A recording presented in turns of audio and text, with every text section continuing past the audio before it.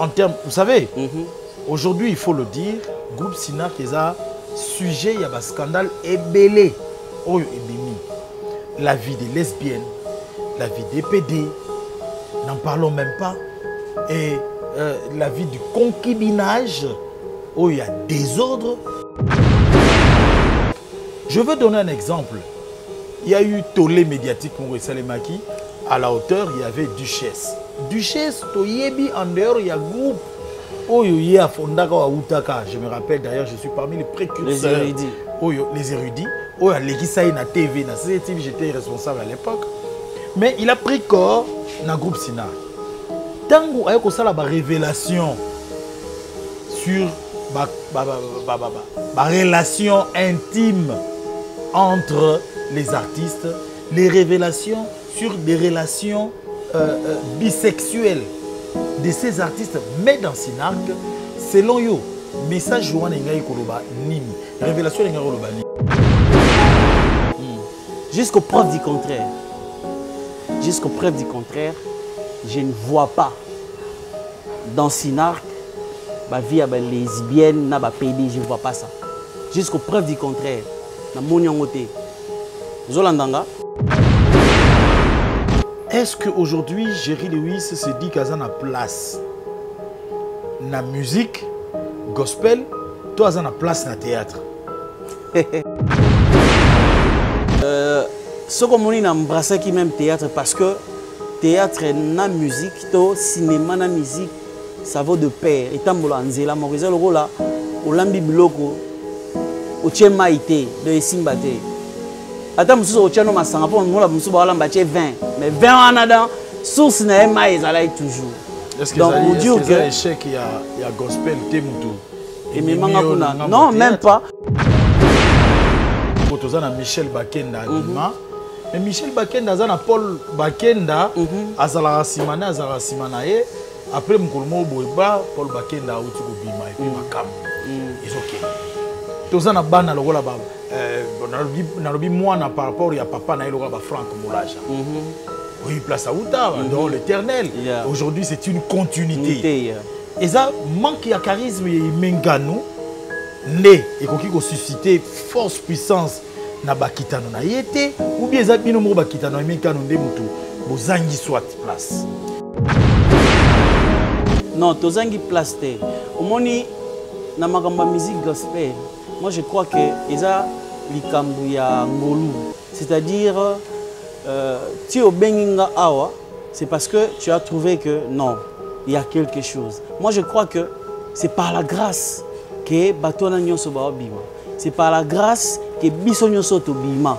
Parce que lelo, moi je vais pas dire que tant ngai peut-être nazo voyager na mataba avion na okende ba Afrique au beta musique peut-être bateau tangi bazala ité. Bienvenue très chers internautes, très chers téléspectateurs dans ce énième numéro comme cela de Surprise. Surprise, ce magazine qui vient chez vous d'une manière satirique, question comme cela, de vous satisfaire, vous divertir, mais aussi pour vous informer. Nous sommes très heureux pour ceux-là qui pour la première fois tombent sur Joe Star Officiel TV ou bien vous nous suivez dans HD Elengui. En tout cas, n'hésitez pas de s'abonner bien sûr sur notre chaîne Joe Star Officiel TV. Aujourd'hui dans Surprise, eh ben, nous allons vous faire la surprise de recevoir un artiste qui a plusieurs facettes. Cet artiste, pendant très longtemps, est resté aux côtés de l'artiste Caleb Toukebana dans Sinark. Et aussi, bien avant cela, c'est la musique, le gospel particulièrement, qui embrase sa vie et nous allons parler de tout ce parcours. Le monde du théâtre est dominé par aussi l'actualité. Beaucoup d'effets comme ça, tout cela emballé autour de cette personnalité dans le monde culturel que nous appelons comme cela Lewis Mouy Jerry. J'ai inversé, mais je peux aussi commencer par Jerry Lewis Mouy. Il s'agit de lui, bienvenue. na bon dimanche, on dirait na HD Lengi. Bienvenue dans Surprise. Vraiment, merci en tout cas. Mon frère, ami, star, la star, Joey Bangatou. Mais que Dieu nous aide. Ok. Merci en tout cas. Ok. Alors, je vais rappeler quand même, na téléspectateurs Nyosotou, na internautes Nyosotou, que nous sommes à Bandalunga, au Queen's Bar, Batoba Ebi Bandal bien, à Pharmacie, na Bungu, Queen's Bar. Et là, j'en profite pour saluer les initiatrices, Sephora, ainsi que sa sœur Nora Bialoussé, là où vous vous trouvez. Merci au gérant Joël, le gérant qui gère depuis des années et qui nous gère toujours très bien. Merci de nous offrir ce cadre. Alors, le frère Jerry Lewis Mbouyi, casquette ya frère, to banda nanu na musique. Batu ebele, oyo ba yebi na ndenga kati avant ba mona na monde théâtre, ba yebi kozo tirer ba origine na yo pembeni ya frère Emenkani. Au cours de télévision histoire, il y a rencontre. Il y a eu un frère Emenkani. Et ça, demandé. Ok, merci Zoé pour la parole. Je crois que bateau yo bakolo que monanga directement a aimé, ils ont peut-être nombre moko un peu restreinte. Avant, ça fait plus de 28 ans que je suis musicien chrétien. Oui, ça dit que la bandi musique pour ma carrière professionnelle, ça fait 28 ans que nazo beta vraiment musique na église. Et du coup quand je parle comme ça, nazo la plus na église la puissance du nom de Jésus et pas évangéliste Kizami na Kibila qui est mon père spirituel. Na bandagi vraiment carrière kuna na la puissance to beta to yemba to ça ba croisade et tout tango avec ça la chaîne RTP des salaires que j'étais technicien na RTP et par là tango frère aimé a outil poto a un album na je dois partir et tango a nango et ça la promotion na RTP et du coup place to kutana kinae et peut-être un homme na musika ngape na moni na musika rencontre en salamaki na ba 2002 si je m'abuse pas to kutani ndaye bisinga que non frère na ye qu'on s'installer na kin pour l'instant na oumela vraiment na kin pour la musique nanga et puis na ça l'ensemble plus à na kin et du coup je dois créer un orchestre. Donc voilà.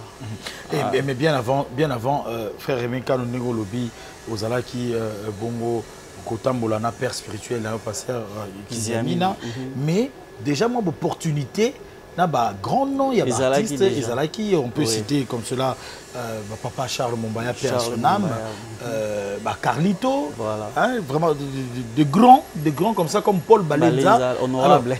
Alors, honorable que je salue. On a vraiment des relations très affectueuses.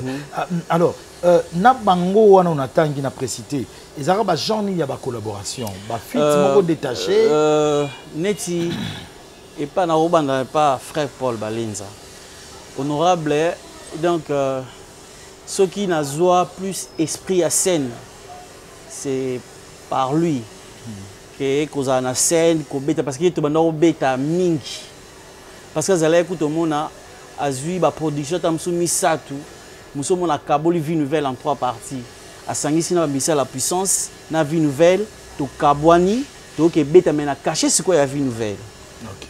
Donc to beta bongo trop mais na zone d'occasion te ya koyemba na ina studio ya koyemba ina album mais na ba concert ba live ndi na beta na mingi et ezalaki pe bongo na papa évangéliste Lassa Carlito yepé plus na ba scène to yemba ni mingi na ba concert na ba croisade partout na Kinshasa awa to beta na papa Charles Carlito à part wana album pa papa Charles nga banzembe belé na ba Charles c'est Carlito Ok. Voilà. Donc ayemba banzembo na ye, ayemba na album na ye ya reconnaissance plus na kin. Après tant que na ngopoto ndaki sala ngokuna mais nazo chance ta ayemba na ye na album. Mais na album na ngai banzembo na ngai belé na tindela ye ayoka apesa pe conseil en tant que aîné et puis to bénéficier vraiment na ba lignée na ye na ba technique vocale na ye et ben voilà ngaku na imba na Carlito avant qui na imba na frère Emenkano voilà et papa Charles Mombaya kuna ndezala qui parce que il y a zala qui musicien président ba musicien chrétien et to bando kutane so na kutane sous makasi na koma sous makasi na ye zala qui à travers un frère à moi, Olivier Calabas, les maris à Madame Eunice Coutino.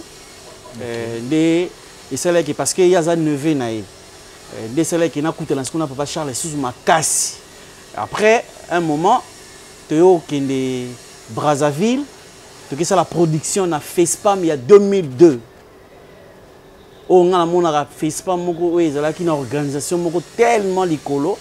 Bamakoma babetaki. La dame là sud-africaine moko akufa Rebecca non akufa ba beta pe na stade ba makoma mama Lorbongo ba Deningonde to zaki ebele mama dikitele donc to zaki vraiment ebele to kende ko beta FESPAM mona na gospel to zala kula to beta na ba Chimène Manzambi Anisinga et puis moi j'étais le seul garçon où il y avait koyemba na 2 filles voilà. Et puis, mon papa Charles na Leeds. Na ba musicien Ono Kapanga, GPS. Ah bon? Oui. Ono? Yeah. Yes, grave. Voilà. To beta na ye na FESPAM mwana. Ba Hervé Nzambe. Ba te belé to beta na bango. Alors, bateau tangi wana ba grand nom ba lou. Il y a la musique, il y a gospel, il y a mboka na biso. Mais bref, avec Emenkano en sorte il y a collaboration donc dans comment il vraiment musicien na comment musicien na tant que tu sololi je peux entrer un peu to sololi na ye alors il faut na ça l'orchestre awa et du coup comme il a yekin ayebaki vraiment te ba musicien ni na kobenga et tout par modeste j'ai essayé de convoquer mon battement na yebaki ah je vous a côté ni ya na boulot moïse koto masapa ye buto tamboli pe to kokisi vraiment orchestre et du coup to bandi ba travaux to bandi préparation album na liboso to sala ki na studio Ndiaye mais je l'ai programmé na Delvaux et pas à Guilain Tamba je le salue en passant un bon programmeur a programmé album et du coup to mis on a studio Ndiaye peut on couler place to sala ki ma nyonso kuna na studio Ndiaye album Parfum album ali bosso to sala ki Parfum o ezala ki na banzembo quoi bongi na kembo yoku mama yawe yoku mama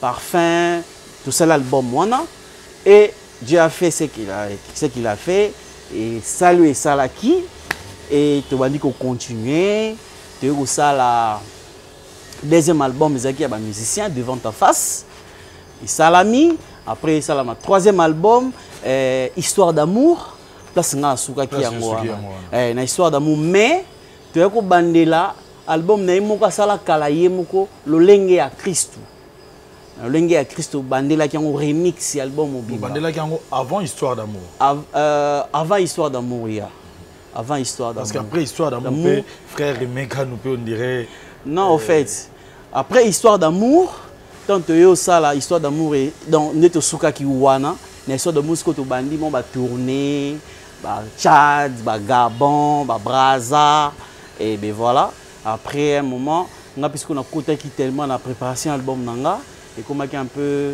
timide donc il demande la timidité après mais qu'est-ce qui fait que ceux qui n'azul luka ko retracer frère Jerry Lewis comment na yo penza neti koyemba en fit lead moko na frère Emenkano ils ont ba morceau kaka ils parce que frère Emenkano étouffé ce collaborateur ou bien non tu vois non c'est pas ça en fait c'est juste tu vois un entraîneur qui est en train d'entraîner son équipe à Yébike pion oyo ifuna bimise air oyo pion oyo ifuna bimise air oyo donc c'était à lui de faire tout ça parce que yo pour Monique frère Menka nazo étouffé azo bimisa yo penate c'est comme ça que l'histoire après histoire d'amour au bibo ça va na moni avant ça la chemin nga pela bima le problème est que yemoko de le commencement ayeba déjà que naza artiste oyo nazara déjà équipé quelque part ou eza que na salara déjà banzembo et donc tant que ça les locaux et déranger qui payait j'ai fait déjà album nanga depuis les années na salara kaka et on a même ce qu'on landi na album na biso to sala qui a devant ta face au kakutu na boakaki l'homme de 33 ans na kati na boaka album nanga na kati ya nzembo kuna na kati donc ça œuvre moko ya kala o ne bande ko salama et sala ka ke yende tellement ba voyage le ka kinda yemba te parce qu'il fallait to yemba na ye nzembo ngo kutu na o na ifana yemba na yemba ngona ya Niki Tumba donc comme Yazala qui un peu trop voyage et du coup na yemba ngote mais est-ce qu'aujourd'hui là j'allais compléter au lobby que pourquoi mon nga na mingi te on a lobby abana ko pesa nga ba place oyebi ke soka pesinga awa but omoni ezaki biloko azoko pesa nga ezaki lokwa ba penalty désolé kola na terrain boye Neymar azali Messi azali Mbappé azali mais Mbappé Neymar ba habité Messi beta OK ba on tout ba meilleur ma habité Messi au beta ninga banda o pesa donc c'était ça mais na zone des chances te ya koyemba nzembo mobimba wana nazo nga chance wana te mais yazala qui le coach tant on pesa donc tozolanda ka aligné donc alors du cinéma à la musique naningi to ça la brèche wana to fungo la brèche wana to ya ko chuter na l'homme de 33 ans to chuter nango est-ce que aujourd'hui Jerry Lewis se dit qu'azan a place na musique gospel to azan a place na théâtre question est bien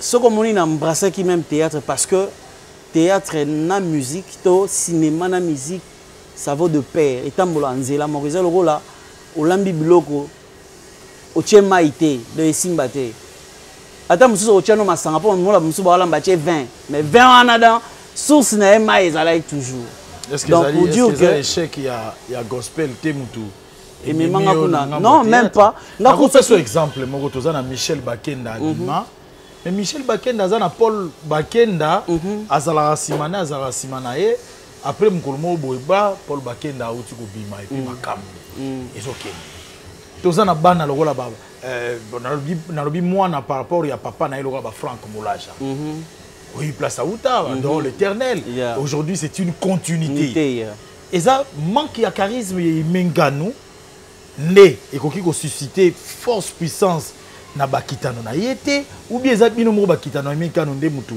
bozangi soit place non tozangi place te omoni na makamba musique gospel moi je crois que eza likambu ya ngolu c'est-à-dire tu au benginga awa c'est parce que tu as trouvé que non il y a quelque chose moi je crois que c'est par la grâce que batona nyonso ba bima c'est par la grâce que biso nyonso to bima parce que lelo moi je vais pas dire que tant ngai peut-être nazo voyager na mataba avion na okende ba Afrique beta musique peut-être bateau tangi bazalaité OK donc pour dire que tu dois quoi avancer mais cela ne veut pas dire que ceux qui bango ba bimi biso pe to zatete biso to zakaka musique nzambe pe ezakaka parce que biso bien na biso ezaka nous on chante Jésus oyo asila raté OK obi sanga te ke lelo ndeto fandi boye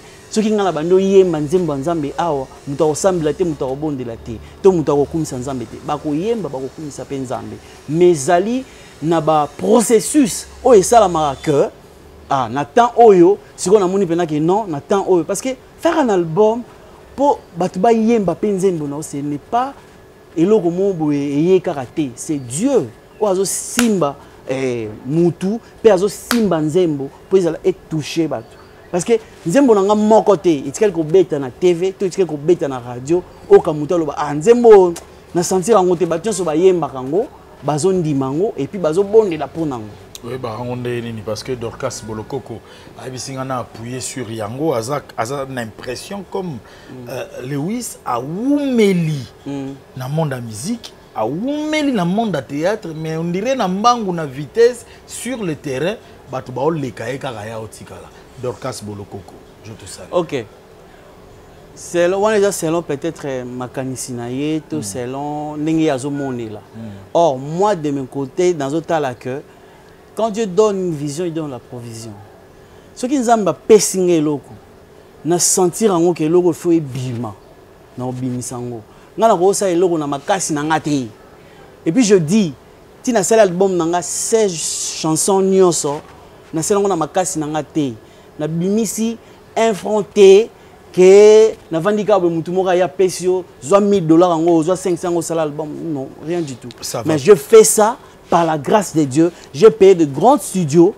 Na fouti ba mongo pe na ibate uta wapi parce que Dieu était là. Dieu est là au fait. Azo pesangai opportunité, azo pesangai vision na la ndenge azo la ngala ko sala or nzambete. Ça va. Jerry Lewis, to koti siko malamu ko ta théâtre to katisi. Ba belle vie baye. Ba junior baye. Ba duchesse baye.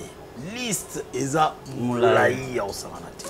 Nous sommes en progression na bango, nous sommes en débat sur bimakutu mo babuto bisanga pa tabita njombo. Ali singa metuna ye net ba junior bazo tonga kutu. Bon, mutu na mutaza na grâce na ye parce que je suis chrétien et na yebi. Mais ezo génété que même Mata et pas Caleb, tout le monde on dirait ça statique. Bon, en fait, déjà na yebisayo au contraire na monde wana na statique té. Na bakisi babiloko ebelo na zalai na ngote. C'est vrai, quand je travaillais na RTP, j'étais technicien, mais na zalaki technicien o na osala plus na plateau, na osala réalisation na ba plateau, ba nini, ba émission et tout, mais réaliser un film na ba norme, na weba keloko eza boeza na ziongo kuna na bakisi un plus. Lelo je suis technicien, ceux qui na otali ba œuvre nga na sala na Sinar. Aux yeux babiloko mususu il y a ba monde na biso au monde il y a pas match parce que na côté liango makasi na sali yango siko na ndenge ya profession et du coup nazo progresser na domaine nanga. Quel est le rôle exact? Le rôle exact, la position na organigramme Yasinark. Rôle na yo, vous allez nani vice-président, coordinateur de quoi ou bien très proche du président? Non. Si je suis trop proche, c'est juste parce que, d'abord, lui, c'est un ami en fait. C'est un ami, c'est lui qui m'a pris. Dans le théâtre, dans le cinéma, c'est lui qui m'a pris. Caleb, il me dira, tu vois, comme tu chantes, avec ça, ça va te booster. Hein? Parce que dans la musique, peut-être j'avais 2, 3, 4, 5 personnes. Mais dans le théâtre, tu vois, théâtre et kota, tu vois, partout. Parce que musique, gospel, les Londais, ils ont vraiment place. Mais avant, ce n'était pas ça. Dans 90, ce n'était pas comme ça. Dans le cause à non, il a expliqué.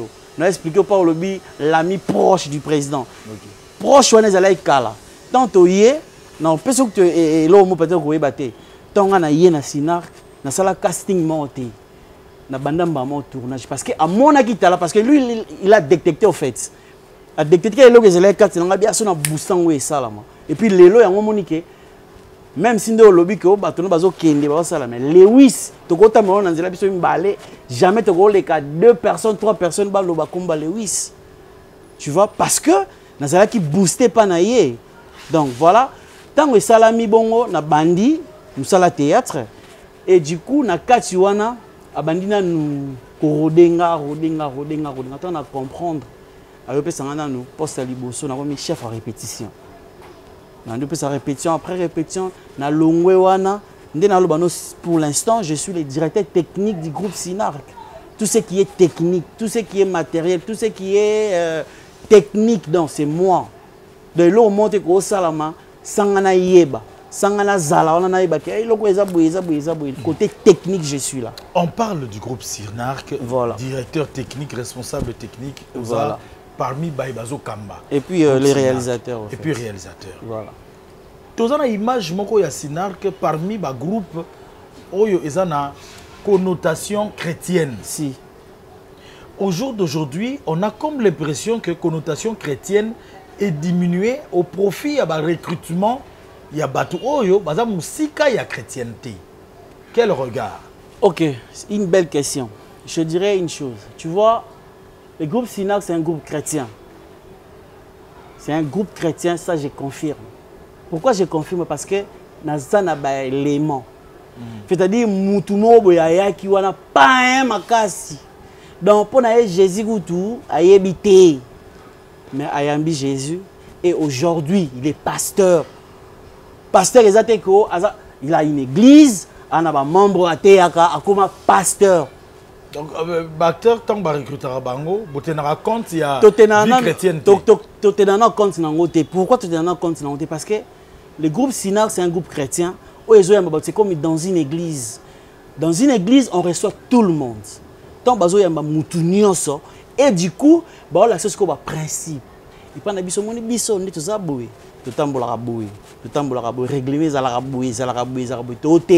et puis, lundi, tu verras que avant répétition, tu prier. Après répétition, tu prier, exhortation, et puis tu panzani. Juste comme ça. Si, ça. Un des trois na yo yebi, yaka au monde ezala bongo. Mais il faut yeba ngo lelo. Et ça na bateau yo, bazoya na monde na biso. Azoye bateke parcours nini oyo Lewis wana lekisi pour lelo ba benga ye Lewis. Parcours nini o Caleb a lekisi pour benga ye Caleb. Ye aye lelo. Alinka lelo. Akoma Caleb, lelo. Akoma Ansuluzolo lelo. Akoma Belinda lelo. Akoma bo. Y'a moni ba dérapage Josala. Tu vois? Et groupe Sinark ezana te na sima pour ne beta ba tu fimbu. Te to l'action Jésus parce que c'est Jésus qui change toute personne. Parole de Dieu, ils ont changé. Jésus a dit dans sa parole, laissez le bleu et les moissons croissent ensemble. Quand chef ya moisson ko ya, a détecter ou ma bene à malam. Siko, chef moisson c'est le Saint-Esprit. Quand le Saint-Esprit vient habiter chez toi là, a longolo ya mabe. C'est comme monter ceux qui oya boy na que Saint-Esprit va vendre kati na ye.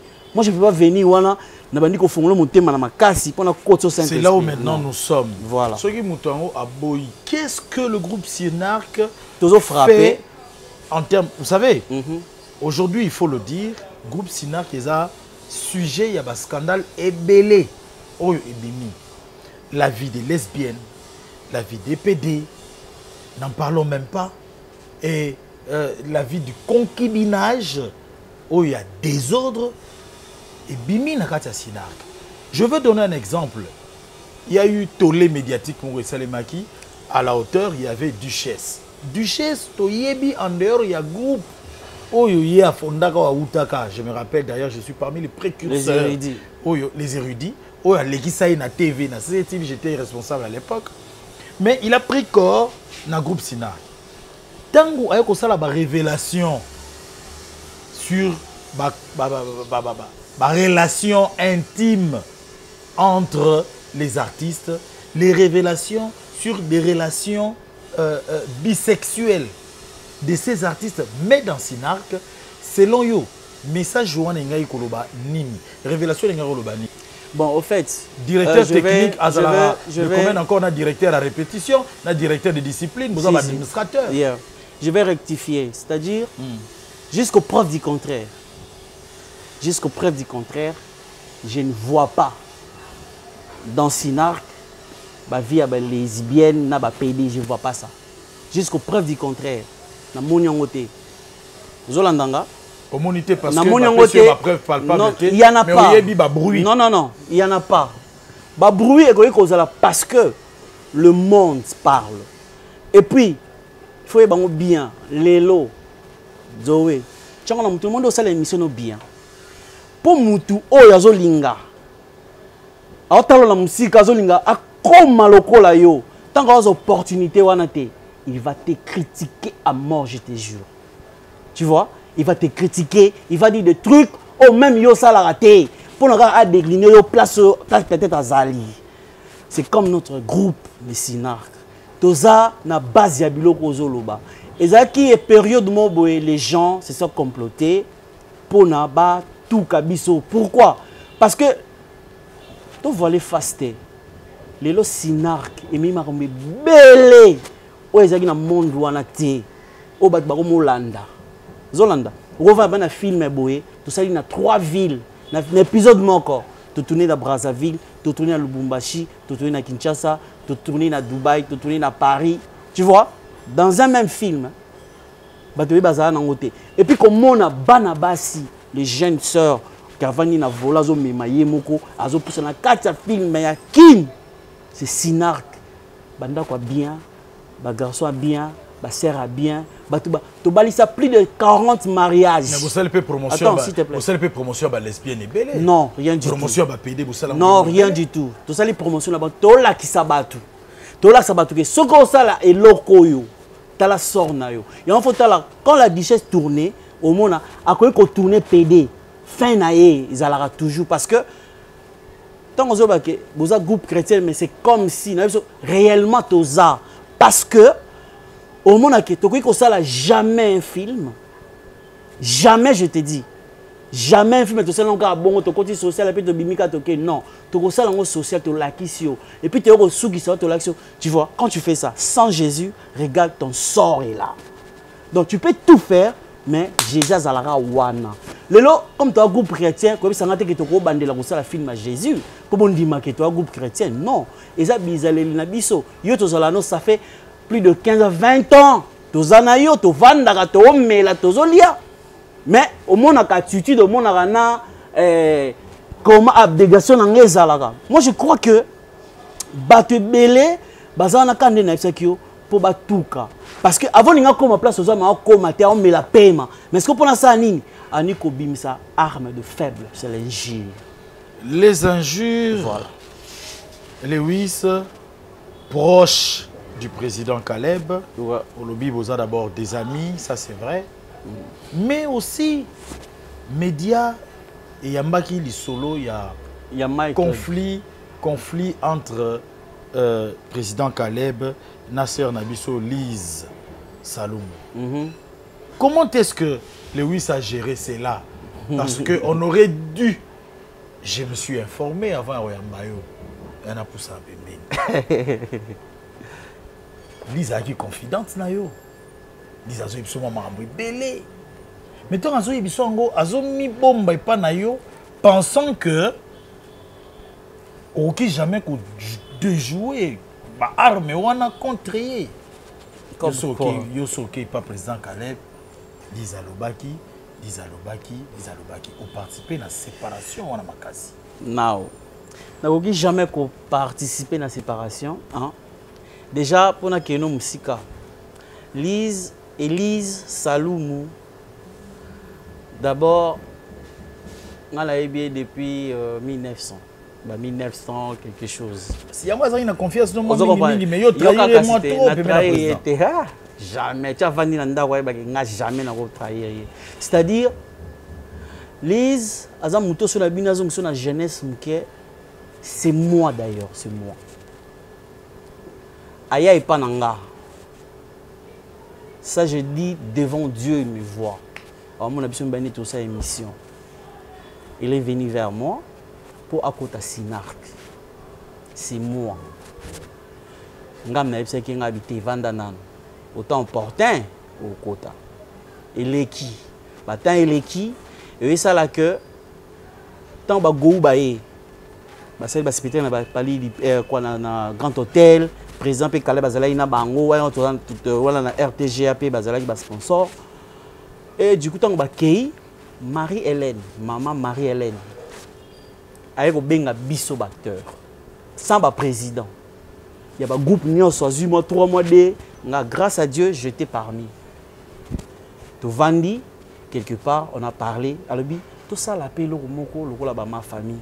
Tout ça, on a un groupe, mais une fois le mois, de répéter, de tourner long métrage. Ah, idée, ça qui bien. Ok?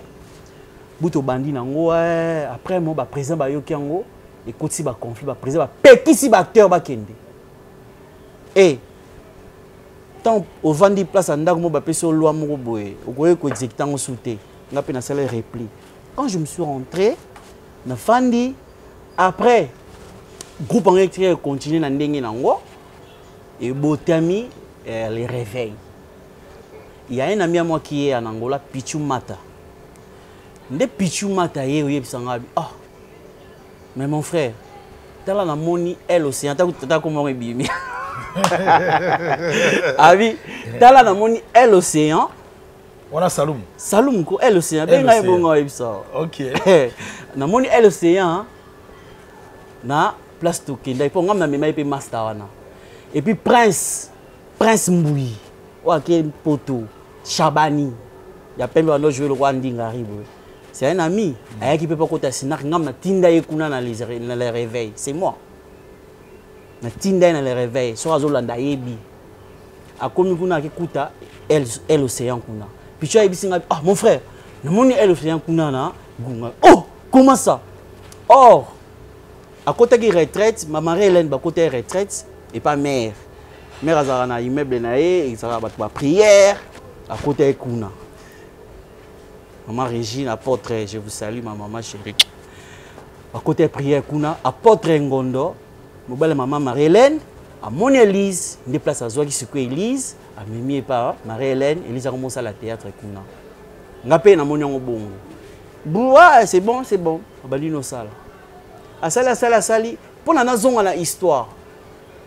Et ça là que a comme pour les gars na TV, Elise P, c'est bon, a commencé à publier maman nini, maman Biomba, tout ça.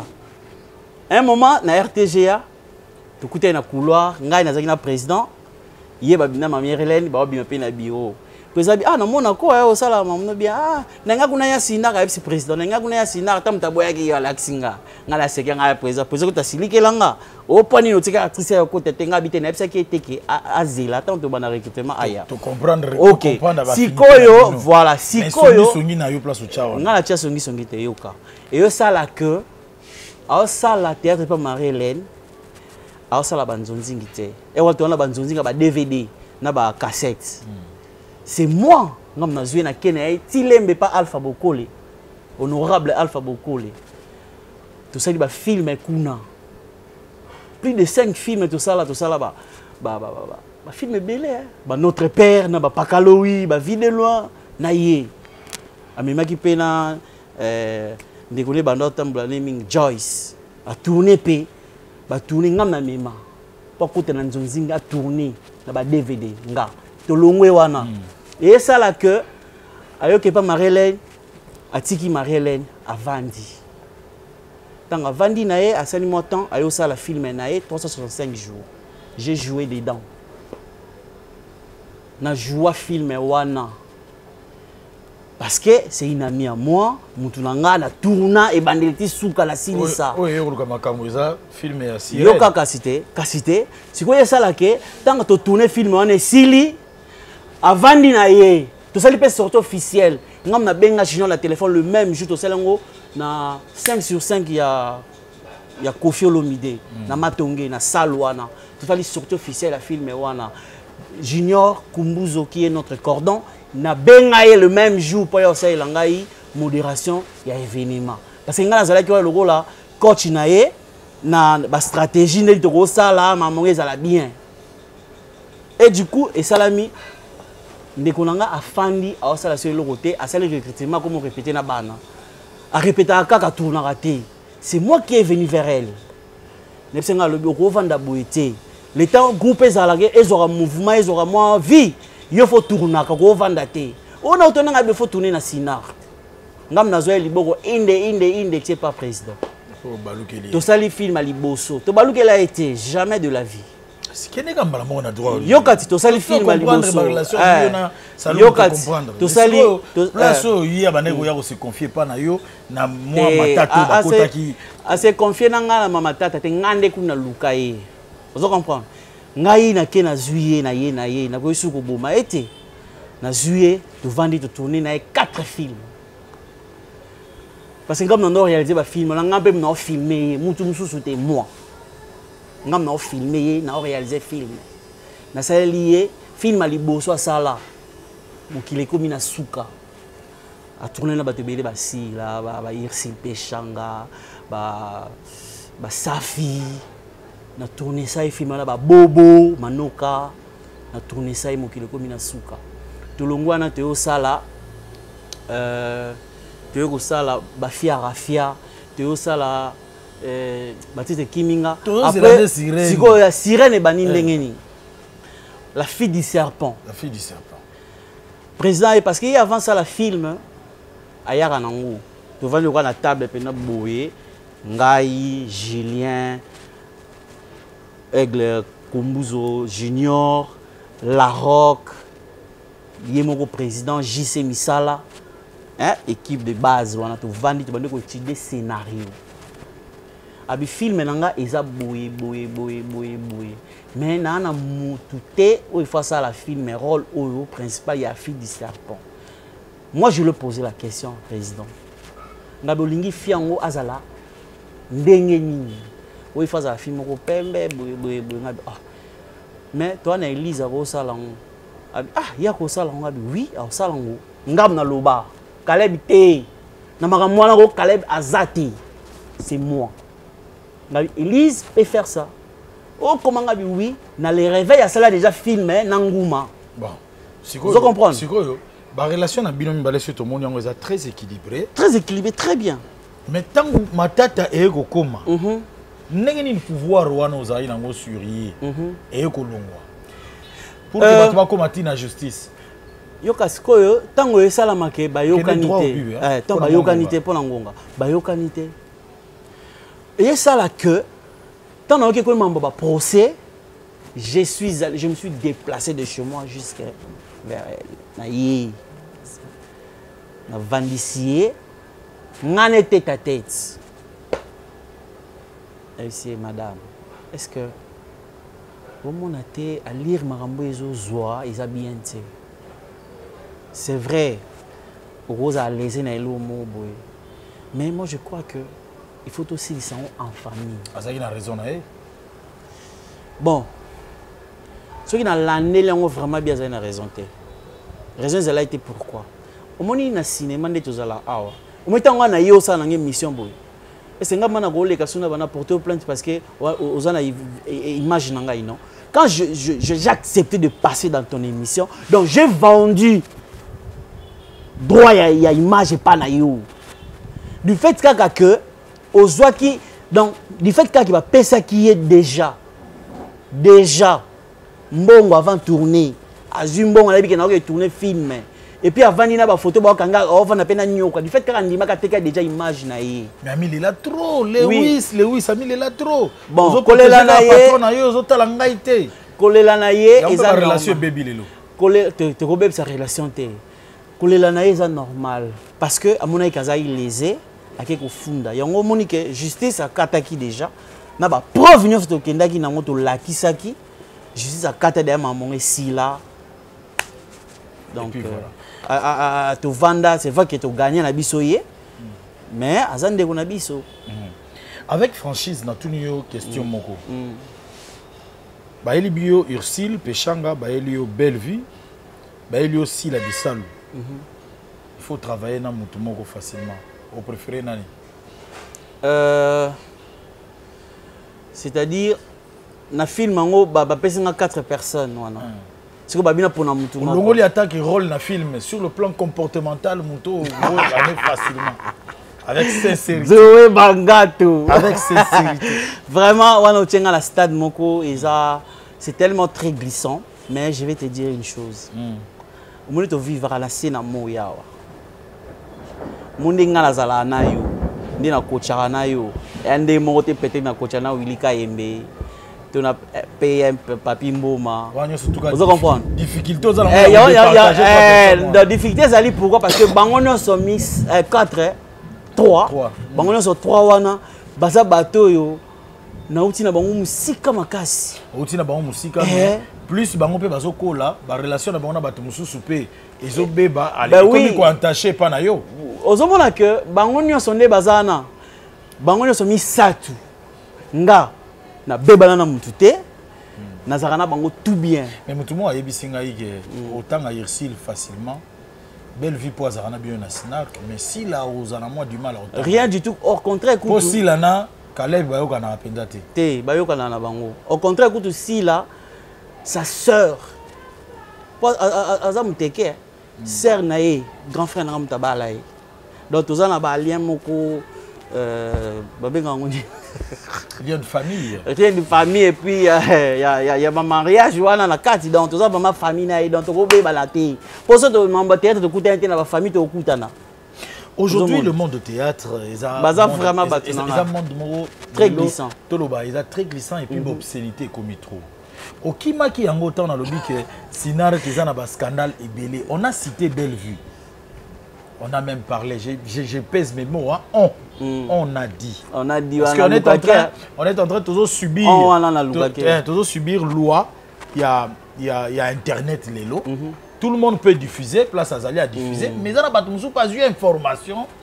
Il y a solo, parce que rumeur peut avoir information. Ouais. Voilà. On nous a même parlé de l'origine. Il y a Combo, il y a Bellevue. La PCBC origine, Belle, Navia, Sangani, de sa Bellevue. Tu on a évité en tout cas. Informé, Mambo, parce que nous sommes bien informés. Vraiment. Songi, mon incroyable. Oh. Boloko. Ah bon? La fille à papa. On a vu des images très choquantes. Oh, je pense que moi, on a piétiné bien parce que on est assisté par ma fille, Patricia Bongonda Bangato, que je salue. On a vu ces artistes-là.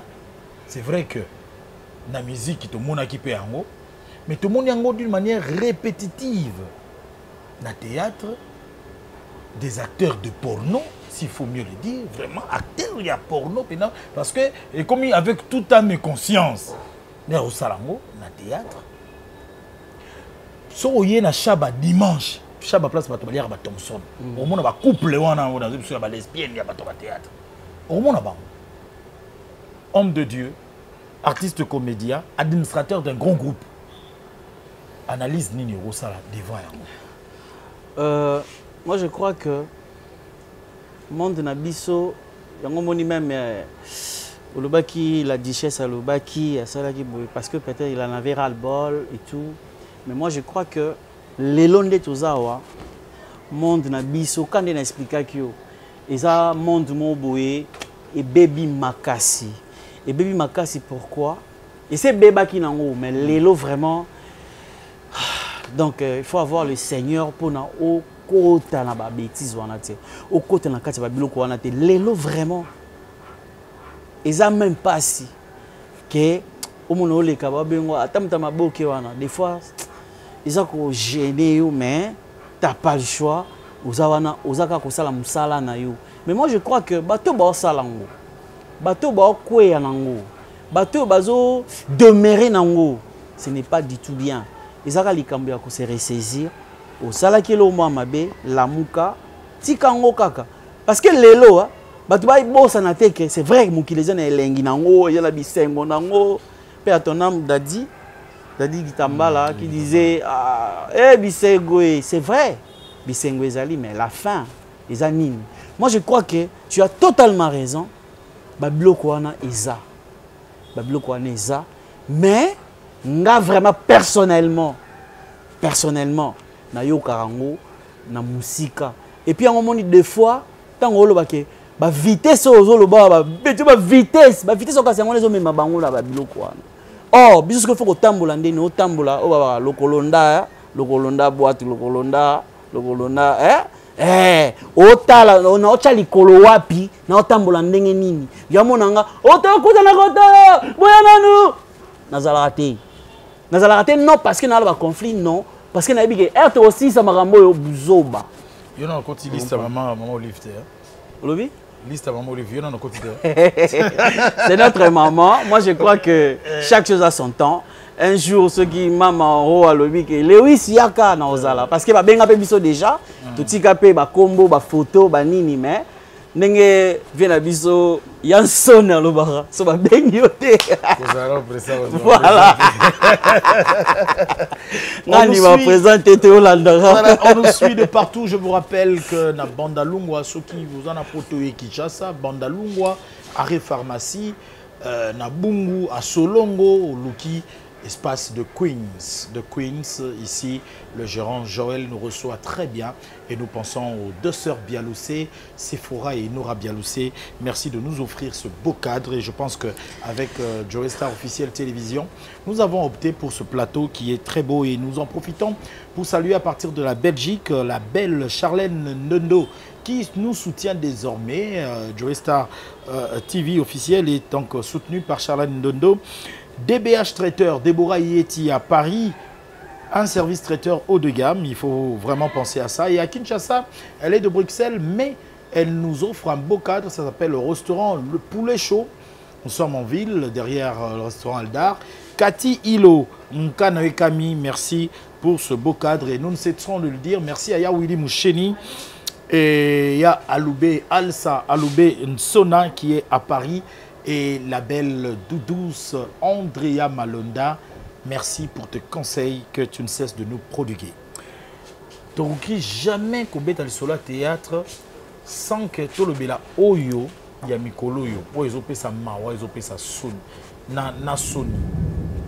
J'ose croire que Darby Luka Boye a illustré biso ango en accord avec Wash qui est derrière la caméra. Balak sa biso ndeko na biso Kokodioko na etani ni Kokodioko akomi nango bino na ba organisation bino théâtre bokabwani pe moi mingi et komi ba elle Kingani elle Sai elle Masumu bokomi vraiment moi partager ndengwana tout le monde qui liwa ya maman Chako et ça li passe. Est-ce que vous avez information sur mutuelle de santé na bino? Mutuelle de santé, on a tout le monde cas maman Denise Ayamba qui bino besoin qui ba carte tout ça parce que si je ne m'abuse dans mon information européenne que nanya auto kufa na habité sur les solo ou attends na moto Yann Dimous. Non, c'est faux. C'est faux hein. Ah, Dieu merci, il était hospitalisé. Mais quand la cas il y a liwa ya maman Chako alors qu'il y a un hôpital wana ya mutuelle. Comme on a ya Kokodioko, il a fallu battre dans quartier de filmer, battre dans les réseaux sociaux pour que porte-parole et chef de l'État atteignent à déplacer à Kenasen PP. Information nous en sur mutuelle de santé et puis situation à Kokodioko par rapport à elle, aux gérants. Ok, merci pour la question. C'est triste, c'est vraiment triste. C'est que là un acteur, oyo, et voilà, nazana, moi na mukie vraiment. Non, na bandal. Petit makasi na terre de chez nous, na on a vendu na C. Tu viens absolument des aïeux, bêtes en monde bateau comme hiver, ils ont une pembe, leur bizarre. Tout à l'heure on a vendu na C. Pour nga kolga à l'angilima. Ok. Na la bandal vraiment. Donc viewana ndenge na mona qui est, j'ai eu trop mal. Mais ils appellent tout matato qui te zaye moko. C'est-à-dire, yé, azan la carte wana, ngana na ngote, Kokodioko, a la carte wana, moi si nae, na bana nae, bazan la carte wana. Et, bagenda reçoit pe santé, soins normal. Et ce fait que, yé moko, peut-être ceux qui, moutou sali bon, à qui, n'enga zana ya qui m'a luka et ko luka. Nous avons une information sûre, parce que c'est le président Elombe qui nous a informé. Ok. Dans le cadre de l'ANTPC, Association nationale du théâtre populaire, à NTPC. Je suis membre. Donc, Kokodioko, t'inquiète, Aza, dans le cadre de l'association, et puis Aza, dans la carte.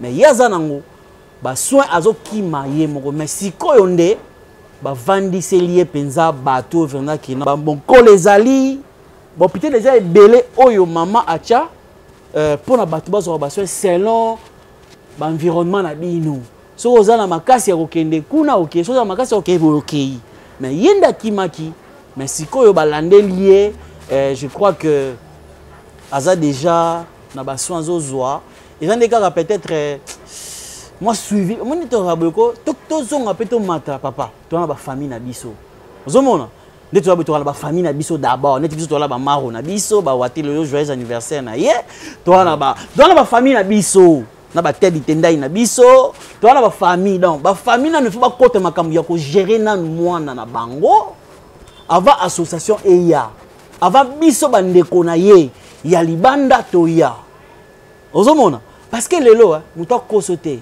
bato ya maboko omona wana baosala makambo minene parce que lelo ndeko na biso moko azobela tokutani tosangani tootyela ye mbongo mpo azwa basoin oyo azobala memement bozotia maboko mais tomoni badésordre bosali badésordre na basoni ebele na liwa dadi mais papa bozokolela bambongo alors que boza bassociation nayebi kutu te association yo lobi wana ANTPC papa Masumu le président yango papa Masumu azali oh ça aza te ça c'est pas zane kaka bato nyonso mona wana mona association eza ndeni ANTPC yokati ANTPC bazali ANTPC eza le rôle l'équipe nationale donc les autres asbel ezali ezako baimana bavita banini eza bokoloba te ko équipe nationale ezala te po baimana ezala non équipe nationale ezali ba dessin pesa ba mazembe ça tant que ba koma bazu contenir bino ko gérer te non le problème est que parce que ezaki benda simba benda est-ce que tu sais au moins que famille comme ko benga na bino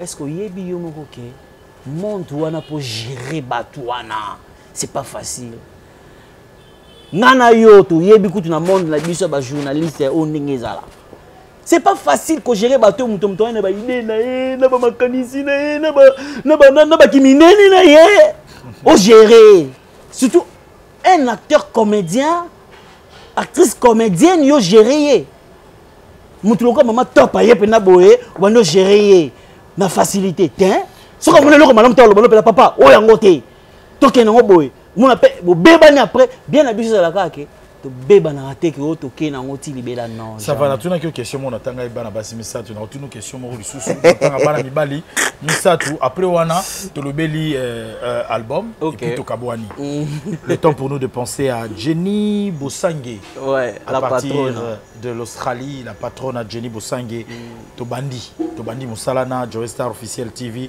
pareil tête de Tendai merci de nous être très cher le bâtonnier Coco Kayoudi, le vent charismatique du barreau. Tout le monde a comprendre. Meganan, le président, le bâtonnier Coco Kayoudi, nous pensons à toi. Nous pensons à Mariam Maroualter, la sublime beauté de la terre. Bon anniversaire à toi. Elle est en séjour à Kinshasa. Qui a le cœur de Dieu. Toute la famille Odimba, nous pensons à vous. Le docteur Pierrette Fanfan Coco Kimbondo, à partir de Melbourne en Australie. Merci aussi à toi de nous soutenir et je pense à Papi Momanga de Paris. Saï Saï, vu de loin, et Sobé. Et c'est qui c'est? Comment battre c'est ça? Saï Saï, vu de loin, et Sobé. On est là, biso moko. Ce balobi, on a pour ça, on sait qui ça. Patricia Bongonda Bangato, ma fille. C'est que c'est malamoko. Ah, Zoé. Tu sais que. Bangon Nyos Baza. Yo kan expliquer, on a repona. C'est avant, on a repona, t'inquiète. Ok. On a repona. N'a rien à tel, il faut que moi, Bangon Nyos, on a noté. Nous avons une particularité, on a une makasi. Tu vois? Dans cette occasion, il y a un Bangon Nyos Misat.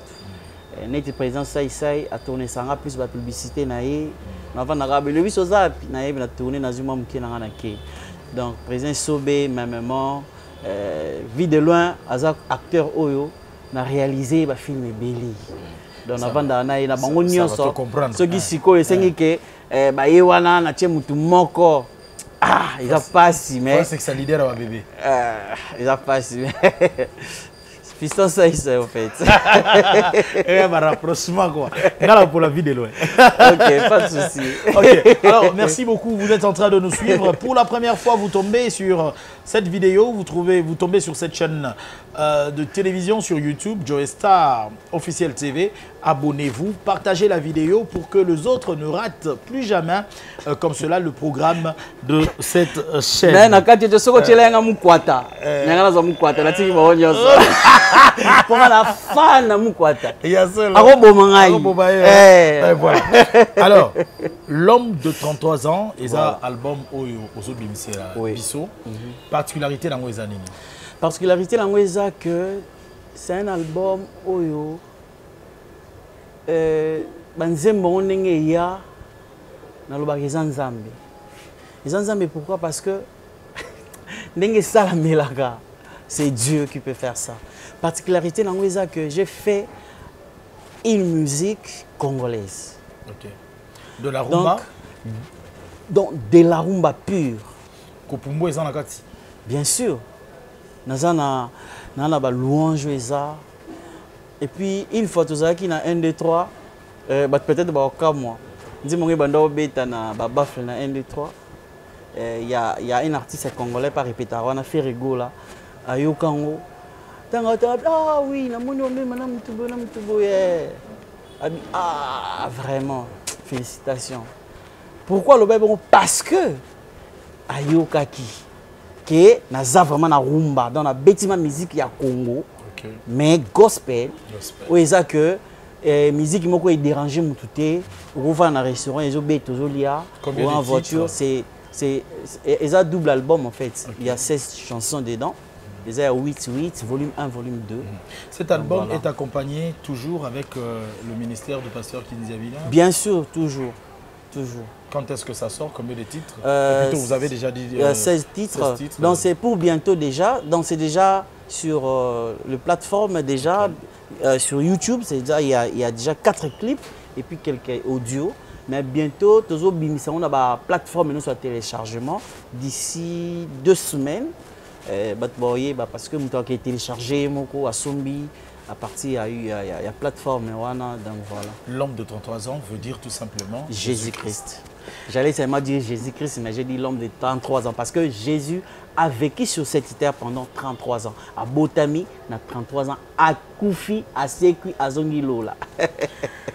Voilà. Maître Christ Cicéron Bakumba Bofaya, merci à toi de nous être très cher. Nous avons été très édifiés. Pépé Mbongo Maboko Bank avec sa grande maison Mori Loubi qui nous soutient. Dans Mori Loubi, vous pouvez trouver un service de gardiennage, vous trouvez le service import-export, transfert de fonds, aussi multiservice, bien sûr, Mori Loubi. Pensez comme cela à Pépé Mbongo. Merci de sponsoriser cette émission. Jimmy Kabaya, l'expert comptable, c'est la famille. Nous sommes de cœur avec toi. Nous penserons aussi comme cela à Babi Luanika Luangs de Paris et à Kinshasa. Elle est de Paris, mais aussi à Kinshasa. Elle tient la grande maison coalition. Nous sommes à Mbinza Pompage.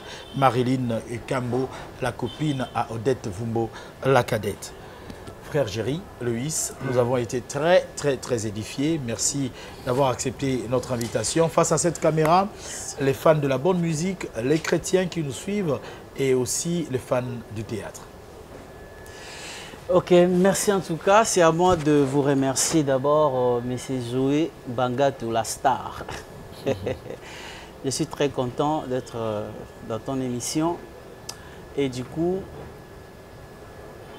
nakosenga bana nzambe nyonso balandi biso ba fan ya monde de théâtre na monde de musique.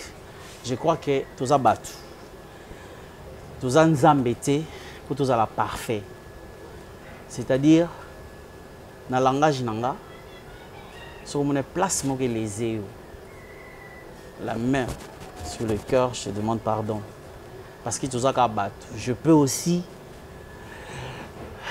que ça la lapsus peut-être erreur moko na langage nanga limbisa biso parce que toza kaka ba toza nzambe te rabine a changera te nga na ko changer et du coup na ko senga yo tango landi biso critique na yo encouragement na yo Ce que la biso que vous allez bien poto bongisa nambalo ekoya. Merci Nandeko Landibiso. Là je profite directement, je ne sais pas si je peux dire un petit bonjour à Maro Wate Mariam. Happy birthday to you Nayo. Nzamba Pambola yo, la femme au cœur de Dieu. Nzamba Mona Obisiko Fandi. Et du coup, je salue encore en passant comme ça, Ted Tendai Maboko Bank. Na Pesimbote na Alpha Bokole. Na Pesimbote na Ngai na Égide de Fer, mon producteur. Muta changa na fiche mnene na film mbala liboso. Égide de Fer, Mundele. Merci Naya Grévi Foutila. Matita Lié Bozo Lamboa, Nsingamfumbwa, c'est mon vieux, je te salue là où tu es. Na pesi mbote na bana nzambe nyonso ya ministère de la puissance par le monde.